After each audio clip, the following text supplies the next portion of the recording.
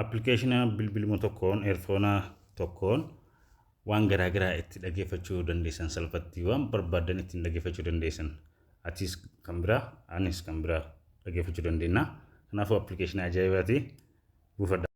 Tole hordoftoota fayyaa appii kana argachuuf immoo Google Chrome keessa dhuftanii maal jettanii barreessitan findjob25.com jettanii erga barreessitan haala kanaan isinii dhufa ergasii search godhattanii haala kanaan erga isinii dhufee yeroo tokko findjob hojii kana gattuutanii ergasii haala kanaan isinii dhufa erga isinii dhufee websaayitiin kun iddoo search baringii kanarratti immoo maal jettanii barreessitan spellingii qubee jechuudha.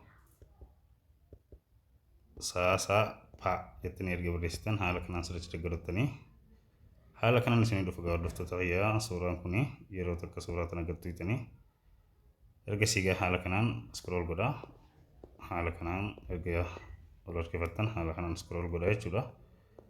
Haala kanaan scroll godhaa tuma iddoo install jedhu kana argachuu dandeessan. Tole hordoftoota fayyaa bilbiluma tokkoon headphone tokkoon namni lama waan garaagaraa dhaggeeffachuu danda'u appii hedduu bareedaadha. Namoonni baay'een akka irraa fayyadamu immoo like, share, follow godhuun dagatinadha.